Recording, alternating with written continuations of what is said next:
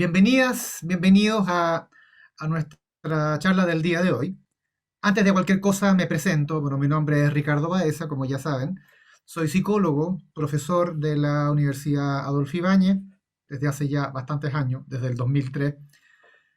Además soy profesor del Magíster de Habilidades Directivas, ¿eh? Que es el paraguas que nos congrega hoy día para el contexto de esta charla, ¿verdad? El, la conversación, digamos, que vamos a tener el día de hoy se da en la temática de liderazgo y poder en contextos de transformación social.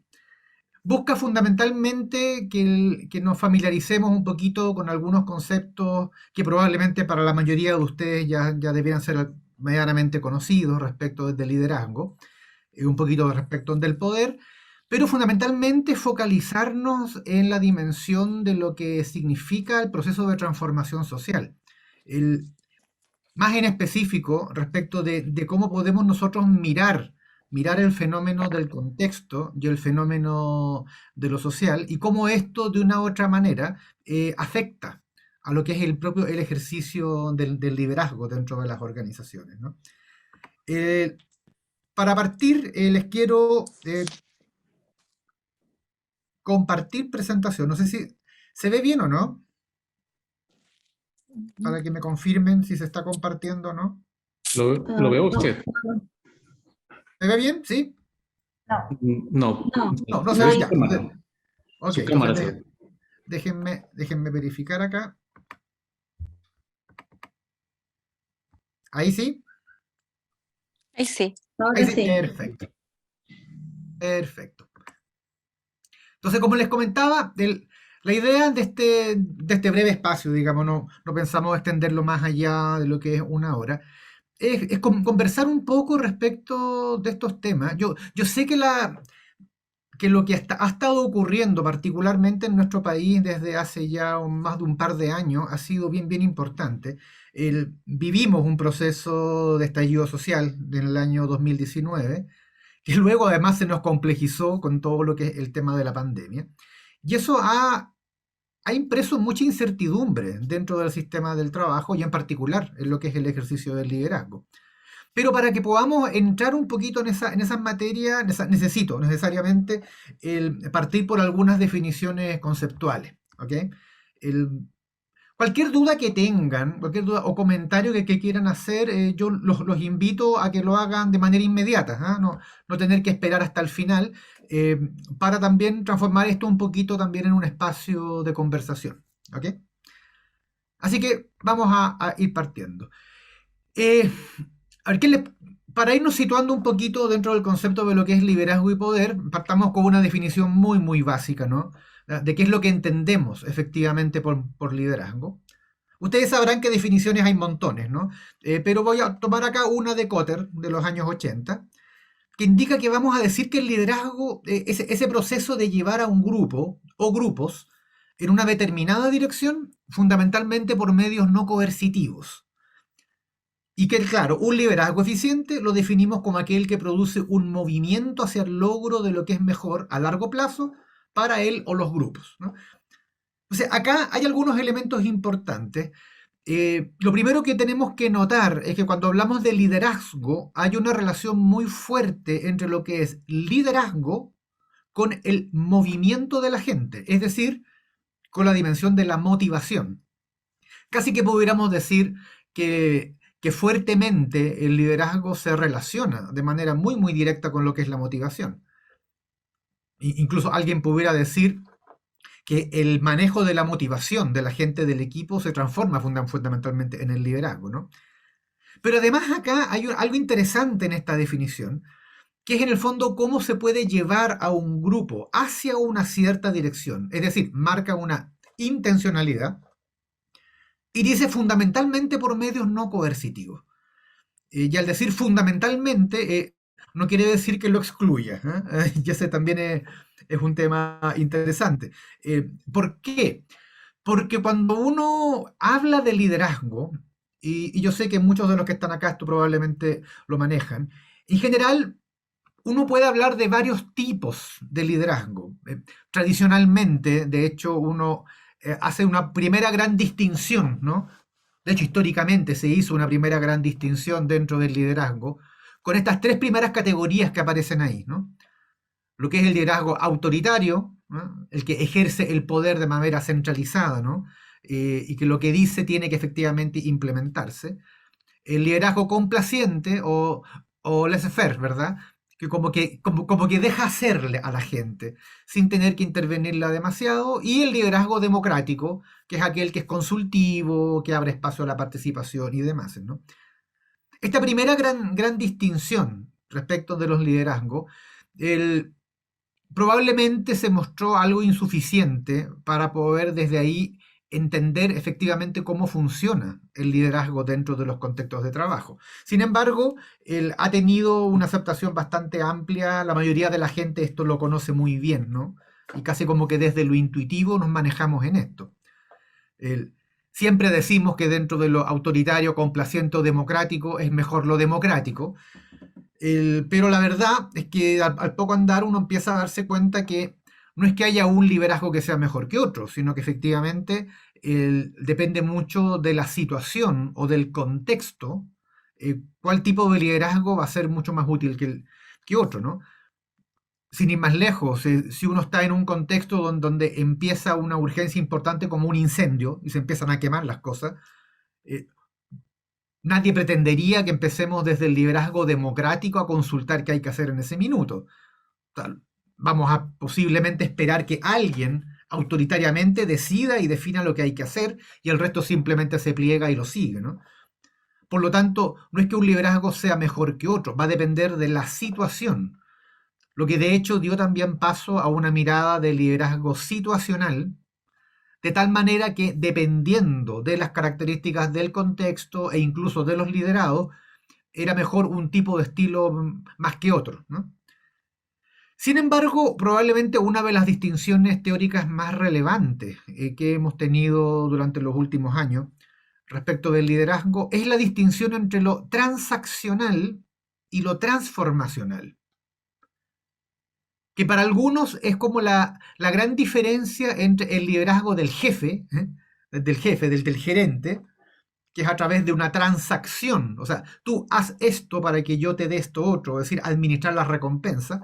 Se puede de una u otra manera hacer que las personas hagan lo que deben ser hecho. En cambio, en un contexto donde lo que se requiere es mayor creatividad, es desarrollar los ámbitos de competencias de las personas, que saquen sus recursos, que se genere un espacio de transformación para poder aumentar la performance y llegar a mejores resultados, se empieza a entender el liderazgo como un liderazgo más bien transformacional, ¿eh? Entonces es como la gran distinción entre el líder que logra que las cosas ocurran, ¿verdad? Y que ocurran en términos de gerenciar recursos, transaccional, y aquel líder que logra llevar un poco más allá las relaciones y las situaciones, que sería el liderazgo más bien transformacional, ¿no? Y esa es una distinción en la cual habitualmente uno se centra para decir que probablemente el tipo de liderazgo que uno más busca es el liderazgo transformacional. Y esto se hace mucho más crítico, evidentemente, en contextos sociales donde lo que estamos visualizando y viendo es más bien espacios de transformación. Y es esa lógica de transformación social, es decir, alteraciones para las cuales no tenemos posiblemente una manera previa de poder funcionar con ello, ¿no? No logramos anticipar hacia dónde vienen los cambios, es que se hace mucho más urgente un tipo de liderazgo más bien transformacional, de tal manera de que tenga la flexibilidad de poder funcionar y actuar en contextos que evidentemente están en proceso de cambio, ¿no? Sin embargo, como les insisto, no es que haya un estilo de liderazgo particularmente mejor que otro. Va a depender dentro de esta paleta de posibilidades que tenemos el cómo efectivamente funcionamos respecto de uno o respecto de otro. Y eso implica hacer un ejercicio del poder que sea el más adecuado dentro de cada uno de los casos.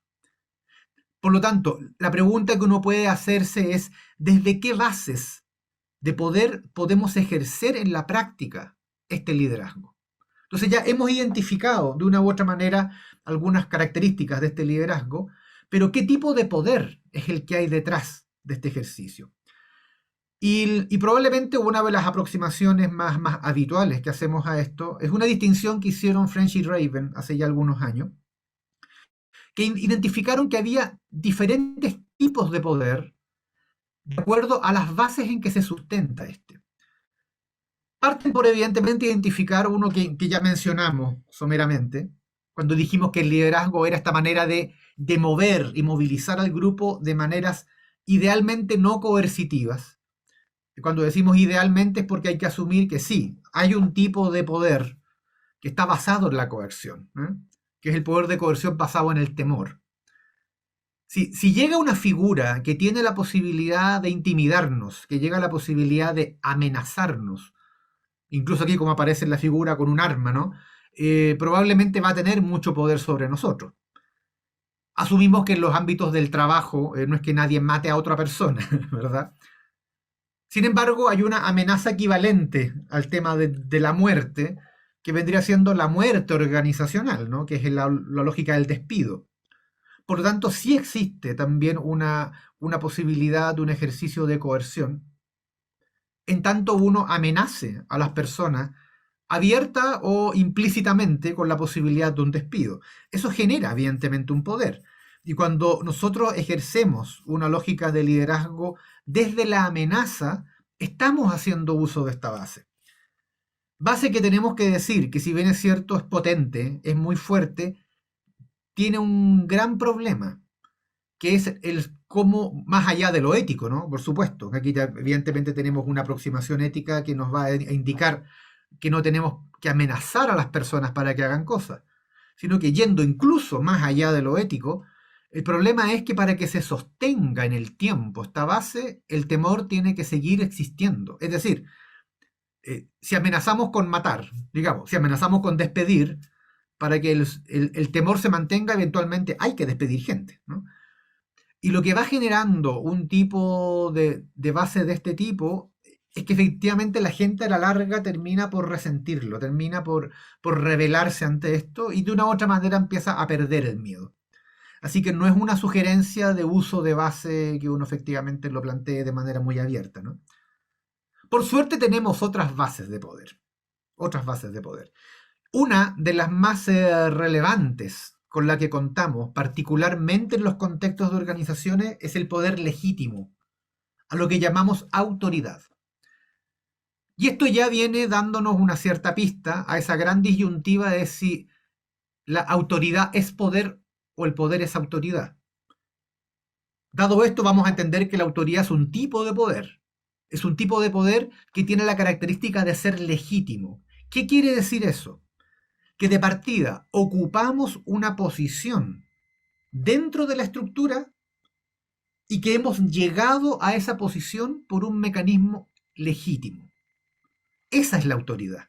Es decir, para que haya autoridad, suponemos que existen dos dimensiones importantes. Que hay una estructura previa, es decir, que hay una jerarquía y que el acceso a esa jerarquía se da mediante un mecanismo que es legítimo. Pensémoslo, por ejemplo, en lo que ocurría en sociedades antiguas. Vayámonos varios miles de años al pasado. En una sociedad tribal, el que tenía el poder, ¿quién era? El que era más fuerte. Y de hecho, la manera de poder legitimar su autoridad era mediante el uso de la fuerza. Y si alguien discutía su autoridad, lo que tenía que hacer era pelear, ¿verdad? Y demostrarse que era el más fuerte. Y si en ese acto de pelea finalmente eliminaba a la otra persona, habitualmente tenía que matarlo, ¿no? ¿Qué pensaba el resto de la sociedad, el resto de esa tribu? Ok, lo mató en buena lid, le desafió su poder, demostró que era más fuerte, ok, él va a ser nuestra nueva autoridad. Esa era la manera de legitimar. Y era un mecanismo que estaba pero completamente asumido. Yo quiero que nos grabemos un poco este concepto. Grabémonos este concepto porque la legitimidad, el acceso a un poder de manera legítima, es algo que está evidentemente condicionado porque es lo que un grupo social considera legítimo. Ese mismo criterio que hace miles de años atrás funcionaba de manera perfecta, hoy día probablemente tendría serias dificultades para poder considerarse legítimo. En sociedades más recientes, evidentemente los mecanismos de legitimación que se utilizan son otros. Ya no es el más fuerte el que gobierna. El que gobierna es el que logra cumplir con ciertos criterios de legitimación. Por ejemplo, un Estado moderno, eso lo hace mediante actos electorales. Esta semana es un tema crítico para nosotros acá en Chile, ¿no? Estamos a puertas de una elección este día domingo. Y esa elección, ese acto de ir hacia el local de votación y depositar en la urna un voto, es la manera como hoy los estados legitiman el acceso de personas a una cierta posición de autoridad. ¿Qué pasa cuando las sociedades cambian su manera de legitimar? Cambia también el cómo se genera una autoridad. Así que este tema vamos a guardarlo para lo que vamos a conversar un poquito más adelante, ¿no? Pero esa es la manera de acceder a autoridad, mediante la legitimación de llegar a ocupar una posición. Pero no basta con eso. No son las únicas bases de poder la coacción y la autoridad legítima. También tenemos, por ejemplo, el poder de recompensa. Si tenemos la posibilidad de darle algo a alguien o quitarle algo a alguien, y eso que le damos y eso que le quitamos es algo que la persona considera valioso, algo que quiere, automáticamente eso también nos genera un poder. Típicamente cuando uno es jefe, cuando uno ejerce un liderazgo desde una jefatura, va de la mano el poder de coacción, sí, puedo decidir despedir a alguien o no, va de la mano la autoridad, porque si he llegado de manera legítima a ese puesto tengo autoridad, y generalmente también tengo la posibilidad de recompensar. Así que ahí nos vamos dando cuenta cómo en este ejercicio de liderazgo van confluyendo una serie de bases de poder, ¿no? Si a eso además le sumamos la experticia, el conocimiento, vamos agregando otra base importante de poder. Hay personas, hay personas que logran de esta base hacer un elemento fundamental de su ejercicio del liderazgo. Es decir, se han vuelto expertos en algo. Y eso le confiere un poder importante a la persona, ¿no? ¿Cuál es el problema? Que el poder experto tiene un límite. ¿Cuál es el límite del poder experto? Por supuesto, el ámbito de experticia. Y si alguien es experto en finanzas, uno lo podrá consultar respecto del tema de finanzas, pero probablemente a nadie se le ocurriría consultarlo en temas de gestión de personas, ¿verdad? Para eso probablemente me voy a ir a otro experto, un experto en gestión de personas. Así que hay una limitante dentro del poder experto, ¿no? Así que vamos sumando. Poder de coacción, autoridad, recompensa, experticia. Y con eso vamos dándonos cuenta que el liderazgo tiene hartas herramientas. Pero probablemente, y aquí les hago una declaración personal, a mí me parece que una de las herramientas más críticas en el ejercicio del poder en el liderazgo es lo que se denomina el poder de relación. ¿Qué quiere decir esto? A ver, partamos de una base muy clara. El ser humano es un ser social. Y en tanto ser social, nos importa mucho estar en relación con las personas, generar vínculos con otros. No simplemente instrumentalizar el relacionarme con otros, sino que efectivamente generar un vínculo. Esto implica el involucrar afectos. Esto implica que de una u otra manera yo me relaciono con otro en tanto ser humano. Y cuando yo me relaciono con otro en tanto ser humano y generamos un vínculo de afecto, automáticamente le estoy confiriendo poder a la otra persona sobre mí. ¿Cómo nos damos cuenta de eso? Imagínense que ustedes son jefes de un equipo y han tenido una muy buena relación con su personal, con su subalterno. Casi que diríamos que incluso con algunos de ellos han logrado generar un vínculo más estrecho y una amistad. Uno de ellos es más amigo de ustedes que el resto. Pues bien, llega el minuto de que tienen que despedir a alguien. Y el candidato número uno para irse justamente es el amigo de ustedes. ¿Creen ustedes que lo van a echar? ¿Simplemente porque cumple con los criterios técnicos para echarlo? Se hace complicado, ¿no? Se hace complicado porque hay un vínculo. Puede que la otra persona se entera y dice, mira, si tienes que echarme a mí, échame a mí, si en el fondo es lo que corresponde. Esto no va a resentir la amistad. ¿Creen ustedes que no la va a resentir? Claro que genera algo ahí, ¿no? Entonces, en la medida en que hay relación, esto evidentemente genera una condición de poder.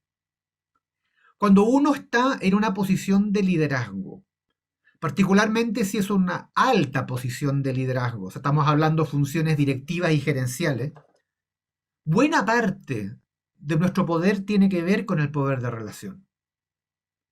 Es lo que nos permite, llegado el minuto, que necesitamos el apoyo de alguien, llamarlo por teléfono antes de la reunión y decirle, oye Juan, en la reunión de hoy voy a presentar un tema, necesito que me apoyes. Ok, yo te apoyo. ¿Ustedes creen que el personaje le pregunta en qué consiste el tema, en qué consiste el proyecto? No, simplemente hay confianza. Y como hay confianza, ningún problema, yo voy y te apoyo. Y sabe probablemente que el día de mañana, si se invierten los roles, el otro me va a apoyar a mí, ¿verdad? Ese tipo de condiciones, de lógicas de relación, es un tema que tristemente muchas personas que centran su poder en la experticia a veces no lo ven. Y el no verlo, evidentemente que les trae una problemática. Porque el que es muy experto probablemente llega a una posición de jefatura de área en las organizaciones, pero rara vez llega a una posición más alta gerencial. Porque para poder jugar en las ligas de la alta dirección, el poder de relación es un poder muy crítico y muy importante. ¿Okay? Bien. Sin embargo, si ustedes se fijan, acá yo puse 5A. ¿Por qué 5A? Porque hay otro tipo de poder asociado a la relación, que es el 5B, que es el poder de referencia. Y aquí quiero hacer una pequeña digresión. No sé si ustedes conocen el concepto de sociograma. Los sociogramas son esquemas como de este tipo que se hace identificando a cada persona por un circulito y determinar las afinidades entre ellos mediante flechas. Esta es una herramienta que usan mucho en los jardines infantiles y en los colegios las tías para identificar dentro del curso a ese niño que está ahí abajo aislado, ¿verdad? Nadie quiere relacionarse con él y él no se quiere relacionar con nadie. ¿Para qué? Para identificarlo y hacer alguna intervención de poder ubicarlo cerca de alguien más popular, como podría ser ese personaje al que le llegan muchas flechas. Ese que le llegan muchas flechas es el popular, como digo, ¿no? ¿Tiene poder? Tiene poder. ¿Qué tipo de poder? De relación. Porque hay varios que quieren relacionarse con él. Por lo tanto, lo que él diga, el resto va a hacer. Así que si ese personaje se para de cabeza, todo el resto va y se para de cabeza. Lo siguen, ¿verdad? Sin embargo, yo aquí quiero centrarme en este otro personaje, ese que está ahí como rosadito. Si ustedes se fijan, hay una condición bien clara de él. El popular se quiere relacionar con ese personaje. Y ese simple hecho le confiere a este personaje el poder de referencia. ¿Por qué? Porque este personaje, si él le dice al popular, párate de cabeza, se va a parar de cabeza y el resto lo va a seguir. Entonces es como un poder en las sombras. ¿Eh? Es como el asesor, ¿verdad? Y ese personaje también tiene mucho poder. Por lo tanto, cuando uno quiere ejercer su poder dentro del contexto del liderazgo, ojo con esta condición, porque llegar a convertirse en alguien que es un referente de otros también nos confiere mucho poder. Y por último, Tenemos el poder de la información. ¿Eh? Uno diría que hoy día en la era de la información está toda la información disponible en las redes y eso es mentira. No toda la información está disponible. Tener acceso a información clave también me confiere poder. Conocerle de alguien cuáles son sus problemas y sus yayitas y saber dónde tiene escondidos los muertos, por supuesto que confiere poder, ¿verdad? Así que vamos dándonos cuenta que en la lógica del liderazgo y la lógica del poder hay una serie de elementos que se van relacionando, ¿verdad? Sin embargo, esto que es válido en cualquier situación y contexto, tendríamos que llevarnos a la pregunta de qué particularidades adquiere el liderazgo según el contexto social en el que se ejerce. Entonces, traemos a colación el concepto de contexto. Los contextos no son triviales, no son triviales. Los contextos son claves y donde ejercemos este liderazgo no es trivial.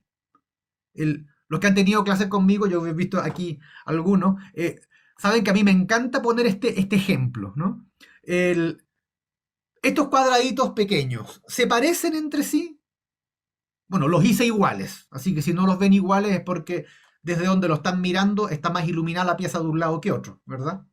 Sin embargo, si yo les cambio solo el contexto, solo el fondo, y luego vuelvo a hacer la pregunta, ¿se parecen entre sí?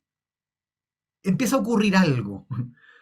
Como que el cuadradito que está con un fondo más oscuro se ve más claro, y el que está en fondo claro se ve más oscuro. O sea, entre sí ya no se parecen tanto. El contexto cambia lo que yo veo, ¿verdad?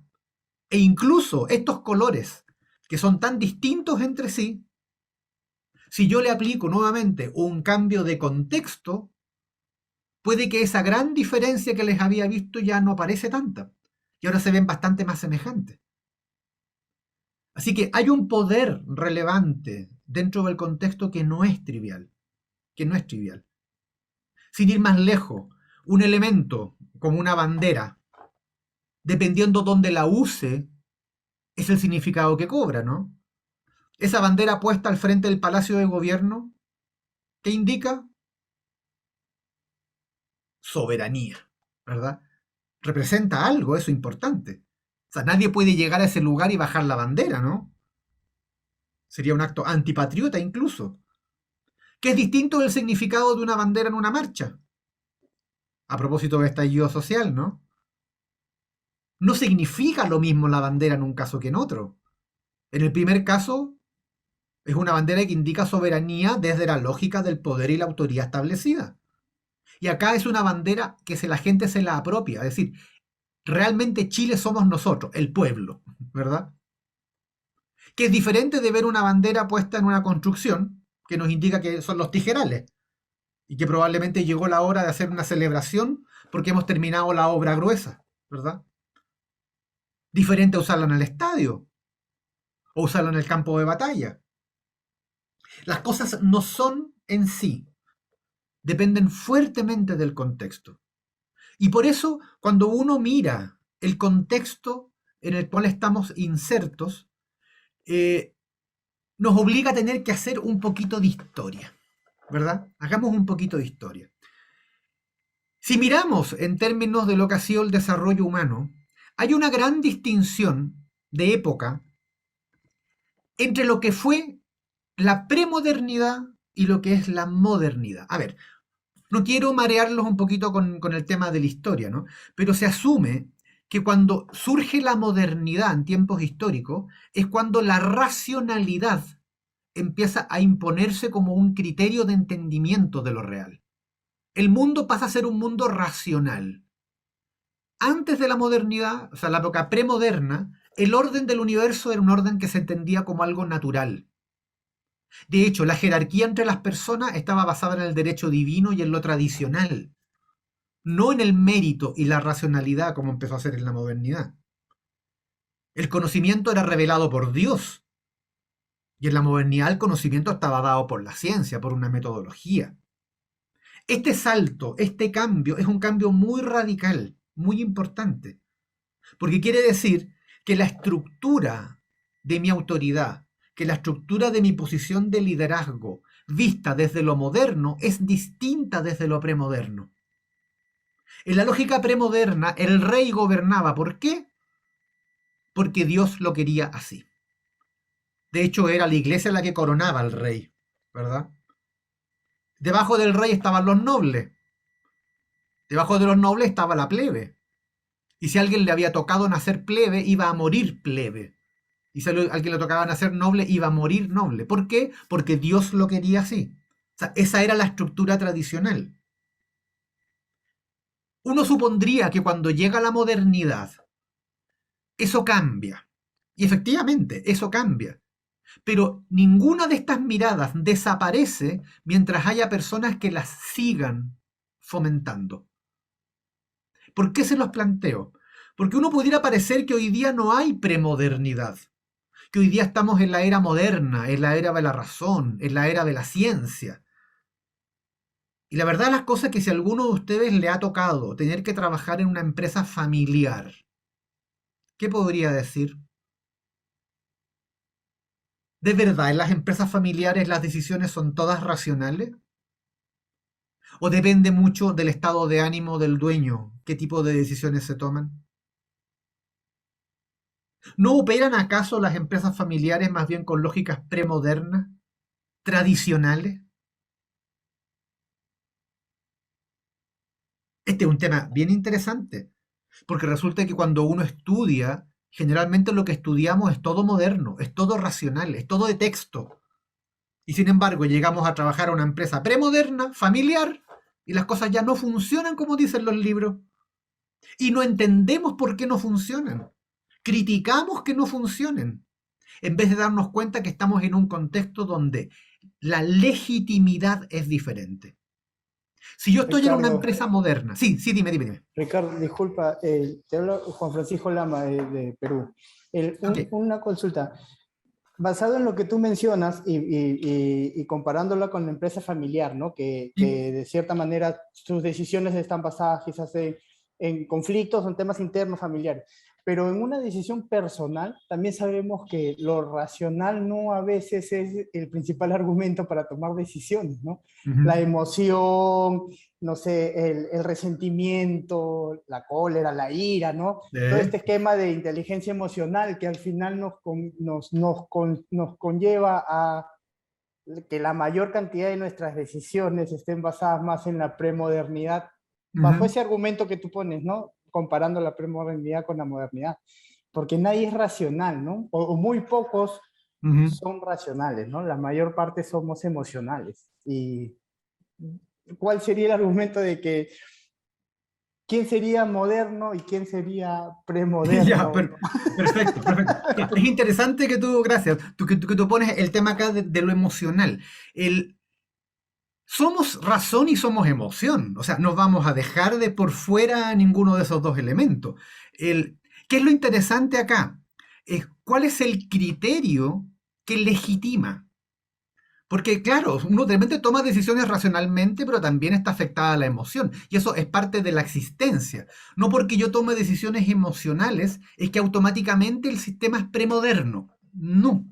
Para que el sistema lo podamos considerar premoderno, tenemos que pensar cuál es la vía de legitimación.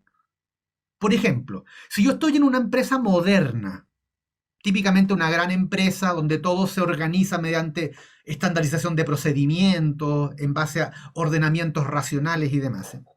Si de repente llegan a ponerme de jefe al hijo del dueño, ¿qué es lo que yo me preguntaría? A ver, ¿llegó ahí porque es el hijo del dueño o porque tiene méritos para estar? Porque si tú me dices que sí, es hijo del dueño, pero además tiene experiencia, tiene formación, tiene... Perfecto, cumple con el mérito. Pero si lo ponen ahí, no porque tenga mérito, sino que solo porque es el hijo del dueño, ¿qué nos parece eso? Eso es ilegítimo. Eso es ilegítimo. Y de hecho, se le resiente la autoridad. Pero si estuviéramos en una empresa familiar y pasa lo mismo, ponen de jefe al hijo del dueño.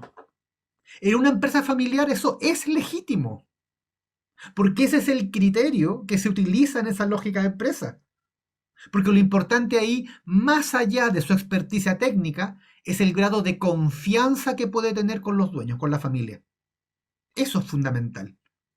¿Por qué lo planteo? Porque yo he conocido mucha gente, bueno, hasta trabajé en empresas familiares, he conocido mucha gente que se queja en las empresas familiares que acá todo se mueve de acuerdo a el estado de ánimo de los dueños. La solución para esta empresa es que los dueños se queden en su casa y que nos dejen gestionar a nosotros, los profesionales.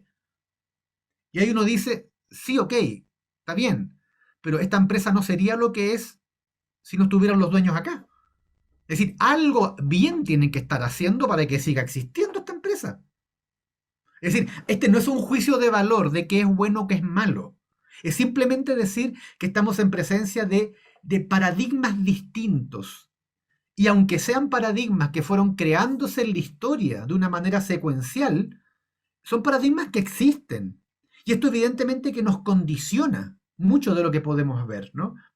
Entonces, cuando vino la modernidad, no destruyó la premodernidad. La lógica premoderna sigue todavía existiendo. Y ese es un contexto en el cual el líder tiene que ser capaz de entender. De hecho, si un líder ha estado acostumbrado a tener experiencias de empresas modernas y de repente le toca tener que trabajar en una empresa familiar, lo va a pasar pésimo si es que no entiende esta lógica. Pésimo.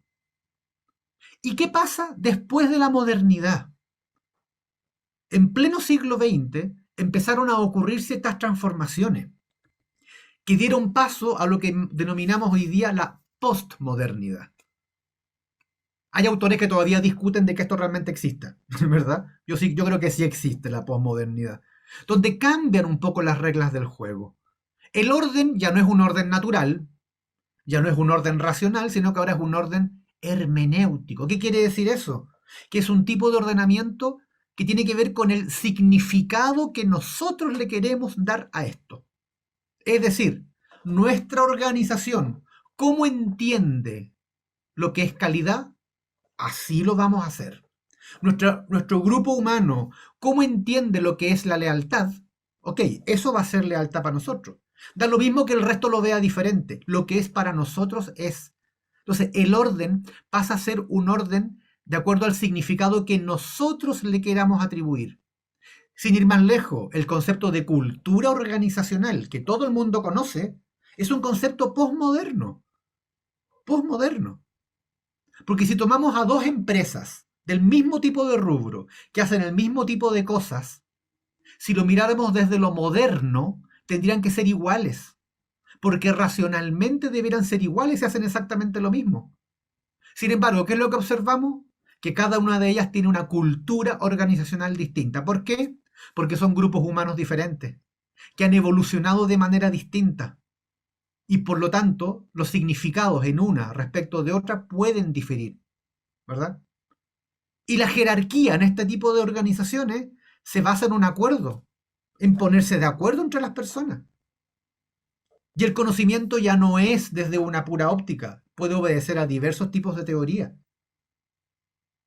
Entonces, no es raro hoy día encontrarnos con contextos de organizaciones familiares más bien premodernos, otras que son más bien modernas, bastante estructuradas en lo racional, y otras que son más bien posmodernas, como podrían ser pequeñas empresas consultoras, donde la aparición de un consultor no es trivial, porque cambia todo el sistema. ¿Cómo nos ponemos de acuerdo para funcionar? Por ajuste mutuo, ¿verdad? Ahora, ¿qué pasa con el ejemplo siguiente? Tenemos una empresa familiar que va creciendo, y va creciendo, y va creciendo, y va creciendo. En algún minuto se les acaba la familia para la gente de los cargos importantes. Hay que traer gente profesional. Perfecto. No podemos todo coordinarlo desde lo que dice el dueño. Hay que coordinarlo mediante procedimiento. Ok, racionalicemos. Modernicemos la organización. Y empieza a crecer, y empieza a crecer, y empieza a crecer ahora como empresa fundamentalmente moderna.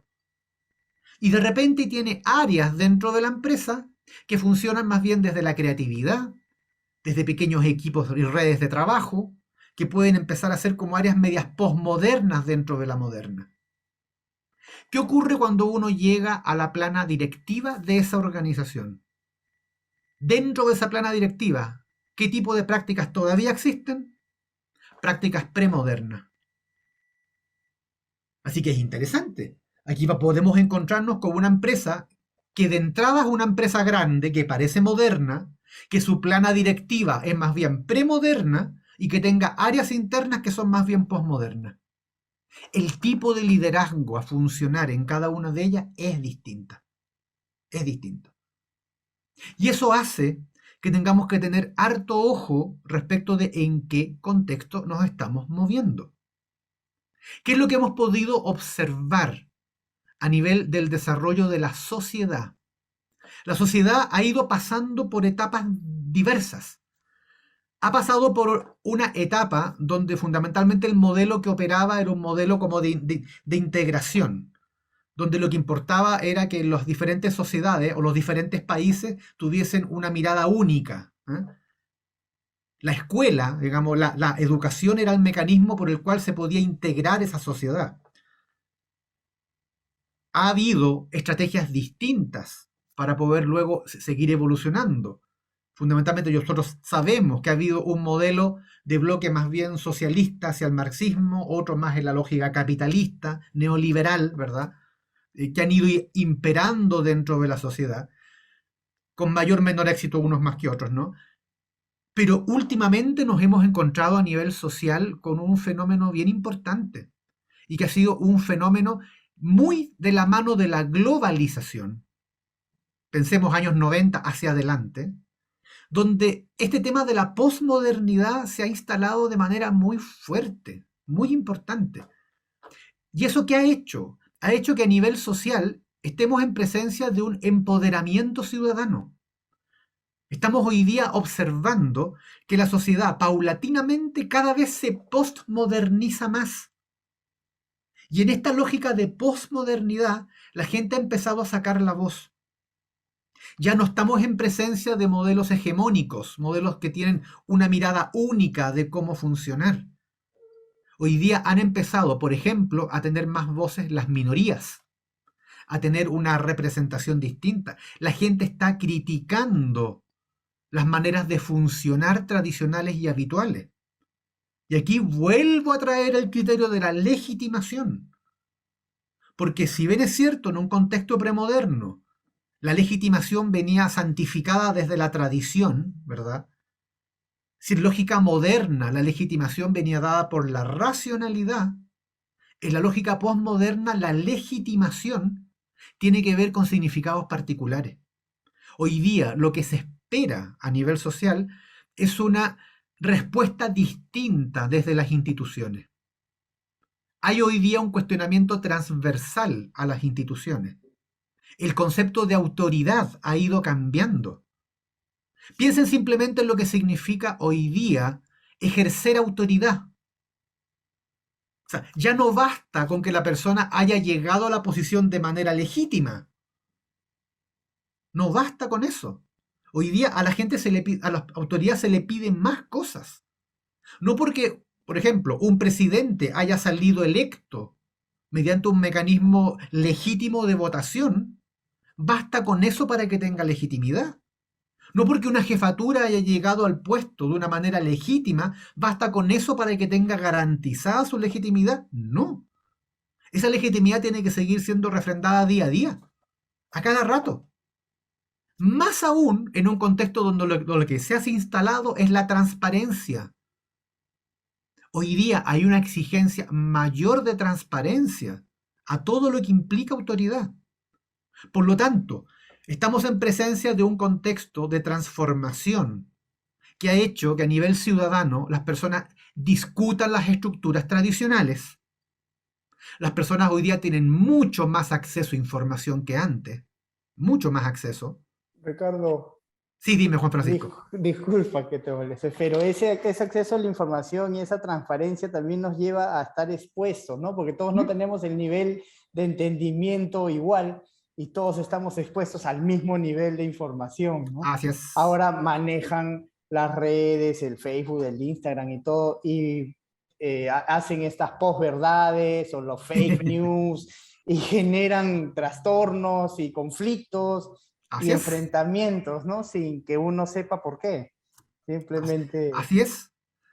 O sea, es que lo que tú planteas es así. O sea, hoy día estamos en presencia de un mundo, de una sociedad mundial que se ha ido diferenciando y complejizando. O sea, no estamos en un mundo tranquilo y sencillo. El mundo hoy día de hecho, a veces está puesto como de cabeza, diríamos, ¿no? ¿Ah? No hay un punto privilegiado. Los mapas podrían ser como este, ¿no? No es que esté al revés, está hecho así. Porque la Tierra ya no tiene un punto de vista privilegiado, ¿verdad? El mundo está cada vez más poblado. El mundo está cada vez más tecnologizado. Hoy día el reemplazo en el trabajo ya no es solo manual. Hoy día el reemplazo en el trabajo tiene que ver con habilidades intelectuales. Esto evidentemente que es algo que no existía antes. El mundo está mucho más global. Lo que pasa en un lado ahora afecta mucho más rápido al otro. Este tema de la pandemia, ¿por qué ocurrió?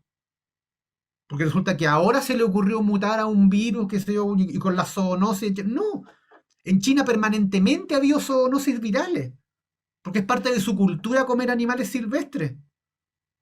Entonces es algo tan habitual en los chinos que han desarrollado en China laboratorios virológicos al más alto nivel, porque los necesitan. Porque esta cosa de la zoonosis para ellos es algo cotidiano y normal. ¿Y qué pasó ahora? Bueno, que ahora China está más conectado. Y como estaba mucho más conectado, ahora un tema que antes era eminentemente local se ha hecho mundial, ¿verdad? Esto de la globalización es brutal. Piensen además lo que implica a nivel de las identidades generacionales. Lo que ocurre en las organizaciones con este grado de complejidad, que hoy día podemos encontrar con personas prácticamente de todas estas generaciones en el mundo del trabajo. Y un líder tiene que ser capaz de liderar a personas de características muy distintas. El mundo es mucho más diverso. Y esta diversidad, que típicamente la habíamos abordado desde lo que era las diferencias con las minorías, bueno, resulta que ahora las minorías tienen cada vez más voz. Entonces, no basta con decir, ah, no, tú eres una posición minoritaria, no tienes peso. No, tiene peso igual. El mundo se ha puesto en un nivel de exigencia y demanda ética como nunca lo había tenido antes. Nunca lo había tenido antes. Hoy día, el simple cumplir la ley no es suficiente. Y yo creo que todos hemos escuchado eso cuando alguien dice, hey, lo que yo hice es legal. Y todos pensamos, sí, ok, es legal, pero no es ético. El estándar ético hoy día que existe es mucho mayor. Hoy día no basta, como les digo, simplemente con llegar a una legitimidad de posición.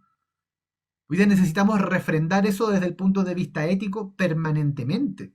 Entonces piensa en las demandas que implica esto para efectos del liderazgo. Para efectos del liderazgo, la autoridad, la legitimidad de esa autoridad hay que refrendarla permanentemente. Probablemente hoy día el tener una autoridad ya no es como era antes. Este tema de tener una autoridad centralizada y tomar decisiones ya no es lo que se puede hacer. Hoy día se requiere mayor apertura a la participación. Las personas van a estar mucho más informadas, las personas están con condiciones de exigir mucho más que antes. Esos espacios de participación hoy día se instalan dentro del liderazgo como una presión importante. Y no solo participar, sino que también tomar decisiones.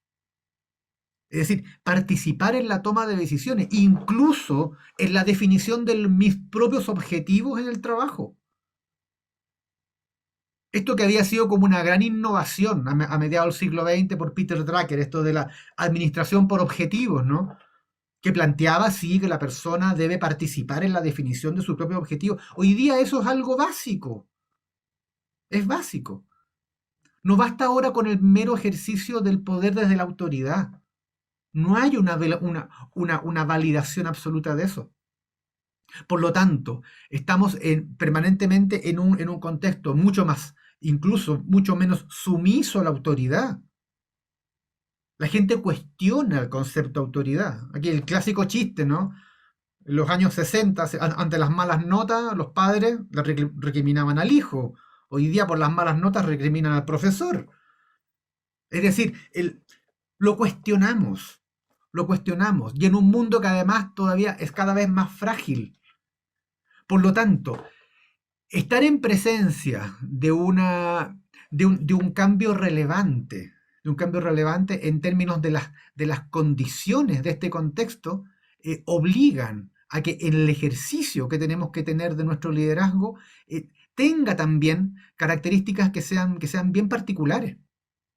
Por lo tanto, si vamos a ejercer un liderazgo dentro de las demandas del contexto actual, tenemos que a priori suponer que, de partida, nuevas necesidades del mundo requieren nuevas competencias. Y no solo me refiero a nuevas competencias en términos de hacer cosas con más tecnología, que sí, necesitamos hacer eso, sino que además estamos en un mundo tan incierto que no podemos ni siquiera prever qué va a ocurrir de aquí a 3 años más o a 2 años más. Entonces necesitamos una mayor flexibilización dentro de las competencias en el ámbito del trabajo. Y el tipo de liderazgo para implementar en eso también va a tener que ser distinto. Va a tener que ser distinto.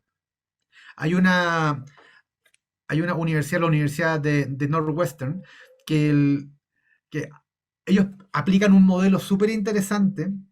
De hecho, ahí Asun, que es el gran teórico de ese modelo, plantea que ellos tienen que formar profesionales a prueba de robots. ¿Qué quiere decir eso? Que sean personas que el día de mañana no vayan a ser reemplazados en el trabajo por una máquina, por un robot. Y el planteamiento que hacen que tienen que manejar al menos 3 ámbitos de competencias clave. Primero, competencias tecnológicas. Hay que saber trabajar con la tecnología. Hay que saber manejarse con lo tecnológico. Segundo, y aquí todo un poco lo que tú decías, Juan Francisco, tener inteligencia de datos, tener competencias para poder trabajar con datos, trabajar con información. Hoy día, en esta era donde está todo disponible, como tú bien dices, también están las fake news disponibles. Somos capaces de filtrar lo relevante de lo irrelevante, lo verdadero de lo falso, cotejar las fuentes de la información que nos está llegando. Esa inteligencia de manejo de datos es fundamental. Y tercero, inteligencia en humanización. ¿En qué términos? Tenemos que ser capaces de reconectarnos con nuestra dimensión de lo humano, que es algo que la máquina nunca va a poder hacer, y que tiene que ver con ser capaces de tomar decisiones con criterios y con ética. Eso transforma a un profesional en un profesional a prueba de robots. Entonces, estas nuevas competencias que se requieren también demandan del liderazgo una actitud diferente. Una actitud que maneje la información, sea capaz de filtrar las cosas, sea capaz de entenderlo, de manejar la tecnología y de aplicar criterios éticos que sean los adecuados. Entonces, ese ámbito de cambio a nivel de competencias es muy importante. Como le decía, también se necesita una nueva concepción de autoridad, con una legitimación mucho más democrática que la que ha habido hasta este minuto, con esa apertura hacia la participación. Entendiendo que hoy día la transparencia se ha instalado como una condición central de validación. Hoy es impresionante la cantidad de información a la que tenemos acceso gracias a las leyes de transparencia. ¿Cuántos la aprovechamos? ¿Cuántos lo consultamos? ¿Tenemos que esperar que vengan equipos periodísticos a hacer las revisiones para poder enterarnos de cosas? Está la información, busquemos la información. Ahora, este mayor empoderamiento de las personas hace también necesario involucrarlas en la definición de los objetivos, como planteaba, ¿no?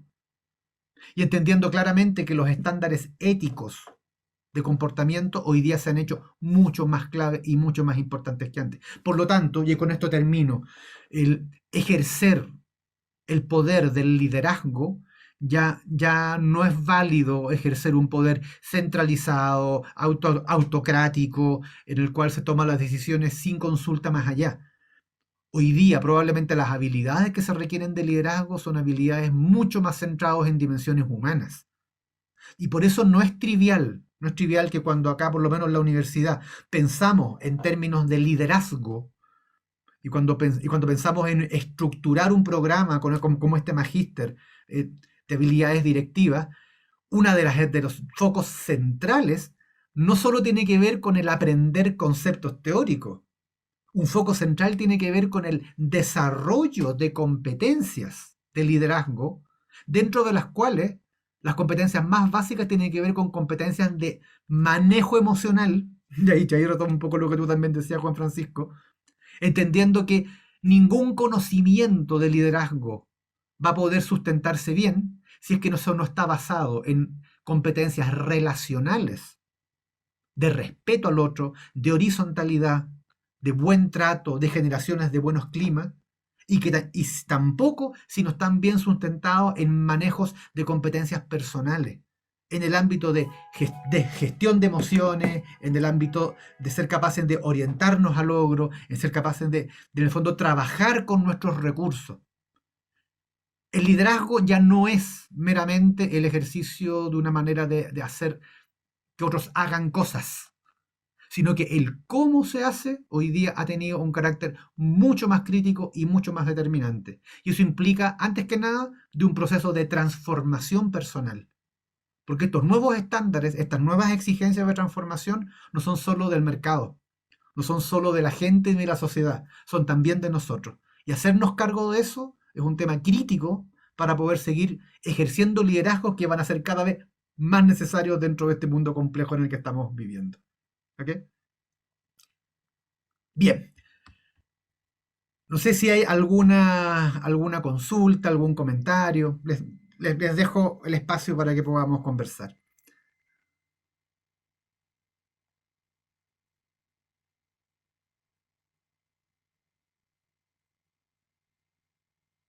¿Alguien?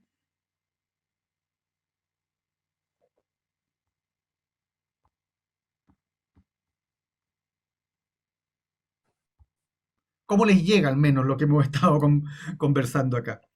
Profesor, yo tengo una consulta. Sí, Gustavo, sí. ¿Qué tal? Buenas tardes. Yo actualmente trabajo en Bacus, ¿ok? Ujú. Una empresa, una cervecera a nivel regional. Y se usa mucho la palabra talento, ¿ok? Un talento es una persona que llega de afuera, recién egresada, y supuestamente va a tener una línea de carrera y va a ascender mucho más rápido que cualquier persona que se ha ganado su puesto y que está mucho más calificada. ¿Qué opina usted sobre ese tipo de liderazgo? Porque A ver, claramente se ve que no es una persona técnica. ujú. Ya, pasa que ahí entramos en un tema re complejo que tiene que ver con qué estamos entendiendo por talento. A ver, eh, si tú notas esto que estamos hablando del tema de las generaciones, en esta lógica de un mundo tan cambiante, de un mundo con tanta transformación, a veces uno cabe en la impresión de que es la gente joven la que va a tener las respuestas, ¿verdad? Y dado eso, hay como mucha expectativa respecto de lo que significa incorporar a personas que vienen con un gran potencial para poder ser desarrollados, ¿verdad? A mí no me parece mal eso, no me parece mal eso. El tema es cómo lo implementamos. Porque si tú me dices que lo que estamos haciendo es incorporar a la organización personas que traen un potencial interesante y que lo que vamos a hacer es tomarlos y desarrollarles ese potencial para que puedan paulatinamente ir ocupando posiciones de mayor impacto en la organización, me parece súper bien. Ahora, si lo que está ocurriendo es simplemente que estamos tomando gente joven que no sabe mucho y que solamente por el hecho de que es gente joven vamos a ponerla en ciertas posiciones para que tome decisiones importantes, eso evidentemente que es un error. Ahora, pues te digo, el cómo se hace este proceso es fundamental. ¿Qué va a significar para ti un talento? O sea, uno pudiera suponer que un talento lo podemos entender desde dos ópticas, que todos tenemos talento, ¿verdad? Así que el talento es como una manera de representar nuestra capacidad de desplegar competencias, ¿verdad? O que talentos son ciertas personas que tienen un talento especial, ¿no? Y bueno, si lo tomamos desde ese punto de vista, ¿dónde está ese talento? Hoy en día no basta con la promesa.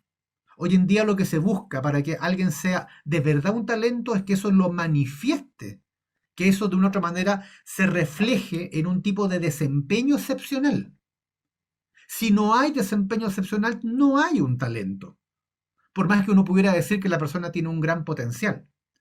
Ahora, ¿cómo ligamos eso con lo que es el ejercicio del liderazgo? Ahí entramos a un tema. ¿Por qué? Partamos de un supuesto. Supongamos que una persona de verdad tiene mucho talento. De verdad es un talentoso. Puede que tenga experiencia, puede que no tenga experiencia, pero tiene un gran talento. ¿Ustedes creen que esa persona que tiene ese nivel de talento va a estar dispuesto a inmolarse en un trabajo? ¿O al revés? Va a ser mucho más seleccionador de dónde voy a manifestar ese talento. Es decir, ¿es la organización la que elige al talentoso o es el talentoso el que elige la organización? Ese tema no es trivial. ¿Por qué no es trivial? Porque si una organización quiere ya no solo ser exitosa, sino que quiere mantenerse vigente dentro de un contexto, necesita contar con personas talentosas. Personas talentosas que sean capaces de, ante la incertidumbre y ante la eventualidad, poder dar una respuesta adecuada. Eso no es tan fácil de encontrar. Por lo tanto, una demanda importante dentro de este ejercicio del liderazgo ya no es solo gestionar bien con el recurso que tengo, sino que tengo que ser además capaz de gestionar talentos. Lo que me obliga, por una parte, ser capaz de atraer los talentos adecuados. Y esa es una pega de la organización, ¿verdad? Ser atractivo para estos talentos. Y además de ser atractivo para estos talentos, que los líderes a cargo de estos talentosos sean capaces de liberarlos bien. Entonces, ya no es solo decir, tú no sabes mucho, tú no has demostrado ser talentoso, sino que lo que yo debo hacer como líder es tratar de sacar el mejor rendimiento del talento de las personas que están a mi cargo. No solo del gran talentoso. Lo que pasa es que hoy día, dadas las condiciones que tenemos de contexto, esto se ha hecho mucho más crítico. Entonces necesitamos no el líder que sea la persona que las sabe todas y que toma las mejores decisiones. Hoy día el mejor líder es el que es capaz de trabajar con los recursos de su equipo y hacer que todos logren dar lo mejor de lo que pueden dar dentro de sus talentos. Ese es un perfil de liderazgo que es más difícil de hallar y que es más difícil de encontrar y más difícil de desarrollar. Pero que es justamente el tipo de perfil de liderazgo que hoy día necesitamos. No necesitamos un líder que se quede haciendo las mismas cosas de siempre o que se termine quejando de que la estructura de talentos que están incorporando en la organización no son tan talentosos como deberían. Necesitamos hoy día personas que sean capaces de liderar en un contexto de talento sin sentirse amenazados tampoco. Sin sentirse amenazados. Y ese es un problema. Porque con lo que nos encontramos, no sé si en todos los países, pero por ejemplo, acá en Chile se da muchísimo, es de el líder inseguro. El líder que cree que tiene que ser capaz de mantenerse y dando las respuestas a todas las cosas, porque no quiero que nadie me venga a hacer sombra. Ese tipo de liderazgo va a estar en retirada. Ese tipo de liderazgo no va a lograr generar los buenos climas dentro de las áreas y dentro de la organización para que la gente talentosa quiera trabajar ahí. Entonces, en el fondo, al final, ya no es solo un tema de lograr generar resultados, sino que de qué estamos haciendo para crear una organización donde la gente quiera trabajar. Y lo cierro con una pequeña digresión. El choque generacional. El choque generacional. Las nuevas generaciones, millennials de ahí para adelante, ¿no? Son generaciones de personas que tienen características bien distintas de las anteriores. Yo soy por mi edad generación X, claramente, ¿no? Y hoy en día en las organizaciones, la mayoría de los cargos de poder y de mayor autoridad están en manos de gente de generación X. Y las personas que se están incorporando a la organización en cargos más bajos son de las nuevas generaciones. ¿Cuál es el problema que se da acá? Prejuicios mutuos. Y fundamentalmente el prejuicio del X a la gente más joven. ¿Por qué? Porque vivimos la relación laboral distinto. Lo vivimos diferente. Cuando alguien de la generación X iba a buscar un trabajo, típicamente, ¿cuál era la actitud? La actitud era, por favor, déjenme trabajar acá. Denme la oportunidad. Y una vez que yo tenga resultados, recompénsenme en consonancia. Pero por favor, denme la oportunidad. Hoy día, una persona joven que llega a un trabajo, ¿con qué actitud llega? ¿Qué me ofrece esta organización para que yo me digne trabajar acá? Independientemente de su nivel de competencia. Esa es la actitud con la que llegan. Es decir, ofrézcanme, convénzanme de quedarme. ¿Cuál es el problema? No es que una actitud sea mejor que la otra. Son actitudes distintas. ¿A qué ha llevado esto? A que mucha gente de mi generación, generación X, miran a la gente joven y dicen, ¿y este a quién le ha ganado para que tenga esa actitud? O sea, primero que demuestre, ¿verdad? Antes de tener esa actitud. ¿Qué nivel de compromiso tienen estas personas? ¿Que piensan que trabajar 6 meses en una empresa es largo plazo? No, esta gente es descomprometida. No son hijos del rigor como fuimos nosotros. E interpretan y prejuzgan a las personas de nuevas generaciones de una manera muy terrible. Sin darse cuenta de qué. Que estas personas que están ahora entrando con esa nueva actitud, si ustedes me apuran, me parece una actitud mucho más sana. Mucho más sana. ¿Por qué me tengo que autoinmolar en un trabajo? ¿Por qué? Lo que yo espero es que un trabajo me genere buenas condiciones de trabajo, buenas relaciones laborales, buenas relaciones con mis compañeros, con mi jefatura. ¿Por qué tengo que tolerar un trabajo de malas condiciones? Yo quiero trabajar en un buen lugar y es más, quiero dar lo mejor de mí, pero en un proyecto que me convenza, en un proyecto que me motive. Si vamos sumando estos elementos, fíjense que el mejor líder para los nuevos tiempos, ¿cómo tiene que ser? Tiene que ser un líder empoderador. Tiene que ser un líder que le dé espacio a las personas para participar de la toma de decisiones. Tiene que ser un líder que permita que las personas, o sea, que conozca a las personas, partamos de ahí, y que se den cuenta de que pueden congeniar con ciertos objetivos. A lo mejor no es el mismo objetivo que le quiere plantear la empresa, pero la persona trae una mirada distinta que puede generar un talento relevante. O sea, hoy día necesitamos líderes más bien articuladores y facilitadores, más que el clásico jefe tradicional que la sabe toda y que toma decisiones. Esa es una demanda clave, porque esto además va a ser cada vez más creciente.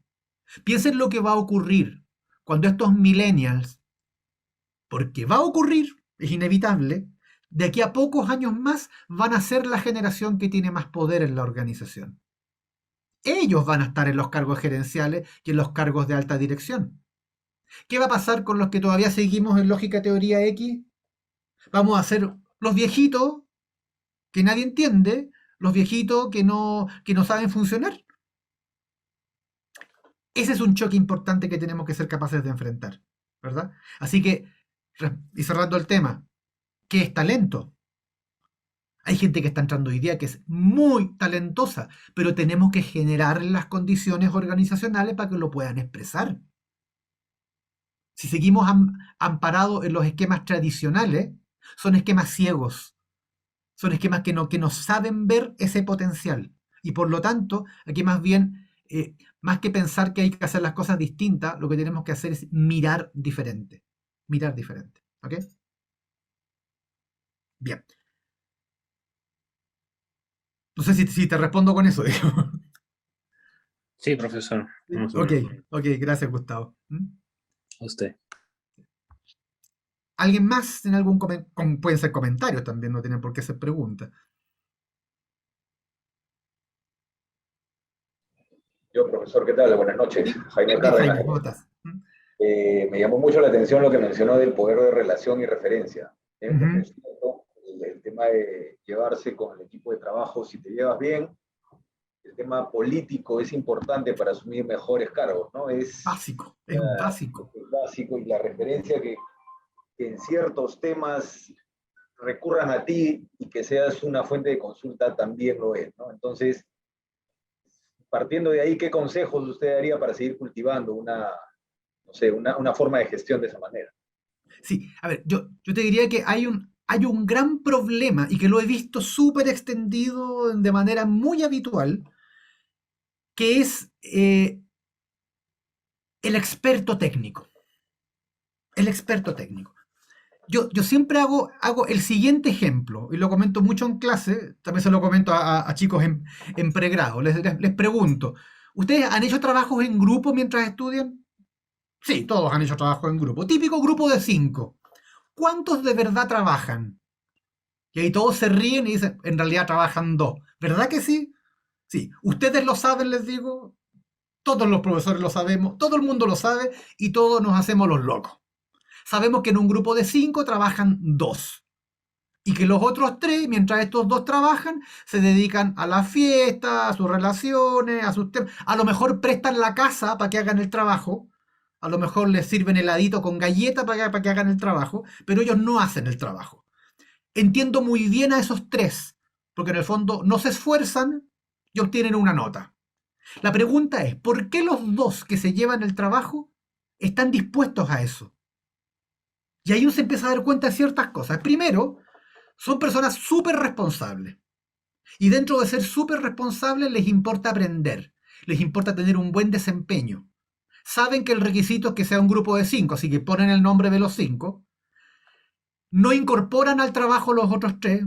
No le reparten nada del trabajo porque la calidad de ese trabajo no va a ser la misma.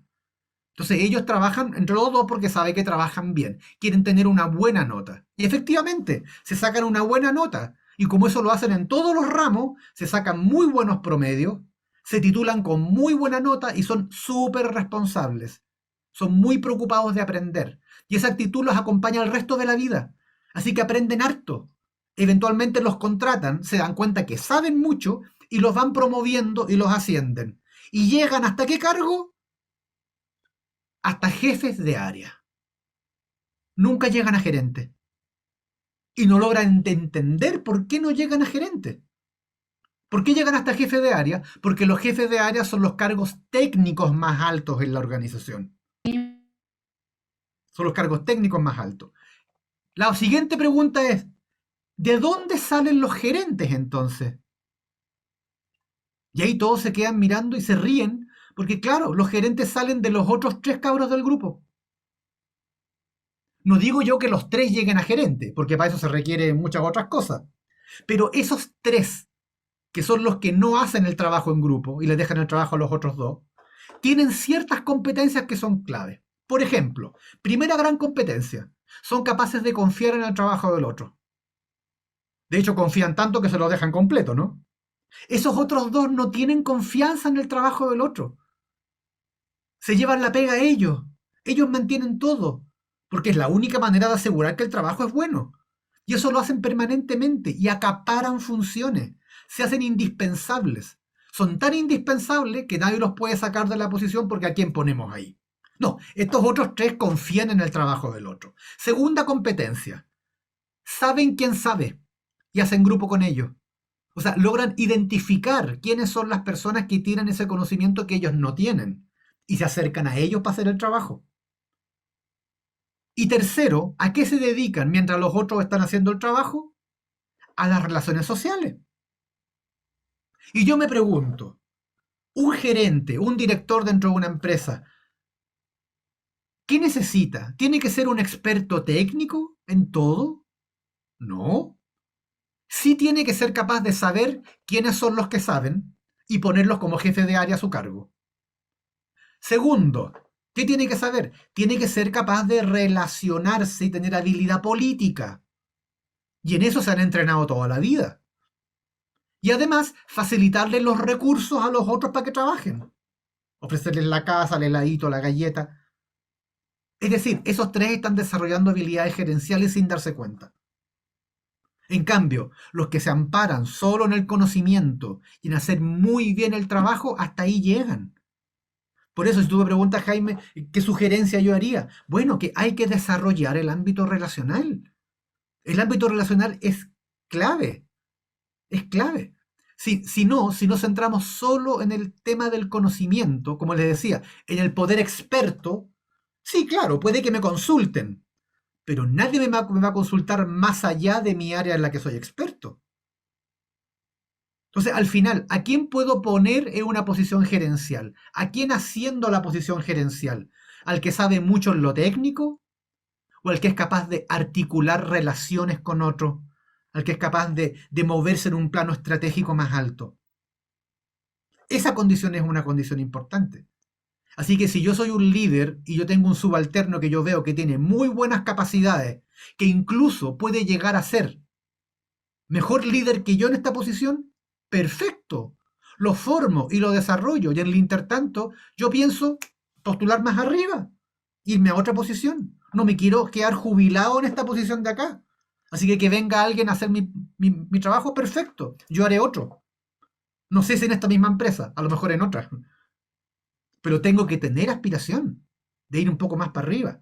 Y para eso debo desarrollar esas competencias necesarias. Y las competencias relacionales son fundamentales para el liderazgo. Fundamentales. ¿Cómo voy a ejercer un buen liderazgo con mis personas primero si no las conozco? Si no sé sus motivaciones.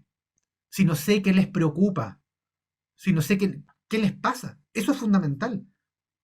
Y la gente distingue claramente cuando el acercamiento es instrumental a cuando el acercamiento es legítimo. Porque si yo como jefe le empiezo a preguntar a la gente en qué está, tú qué piensas, qué sé yo, y ¿por qué me viene a preguntar esto ahora? Algo quiere de mí. Ah, no, eso no es legítimo.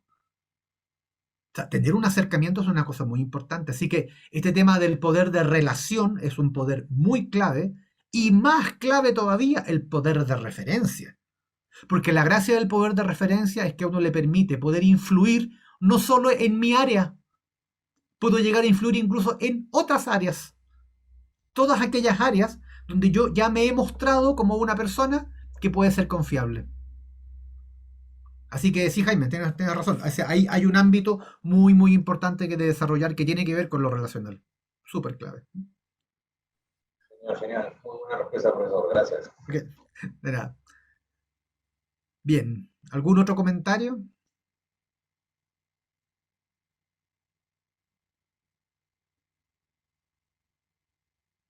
Bueno, en beneficio del tiempo, yo agradecerles infinitamente su presencia, su participación, y les dejo la invitación para que exploren un poquito más, vengan a las otras charlas dentro de lo que presentamos acá en el programa y revisen, porque de verdad que si hay una cosa muy distintiva de lo que estamos haciendo acá en la universidad respecto de esto, es que entendemos el ejercicio de liderazgo no solo como una aplicación de técnicas, sino que fundamentalmente como un ejercicio desde la transformación individual del líder, y ese es un tema que para nosotros es muy, pero muy, muy clave. ¿Okay? Así que muchas gracias y espero encontrarnos en algún otro minuto de aquí para adelante. ¿Ok? Ok, hasta luego, cuídense. Muchas gracias. Chao, muchas gracias. Gracias. Gracias, profesor. Gracias. Chao, nos vemos. Muchas gracias, excelente presentación. No, gracias a ustedes. Muchas gracias, Ricardo. Muy Chao, bueno. Gracias, Ricardo. Buena Chao, gracias. presentación. Ok. Muchas gracias Buenas por noches. todo. Muchas gracias, Excelente Ricardo. presentación. Un aporte, gracias. A ustedes.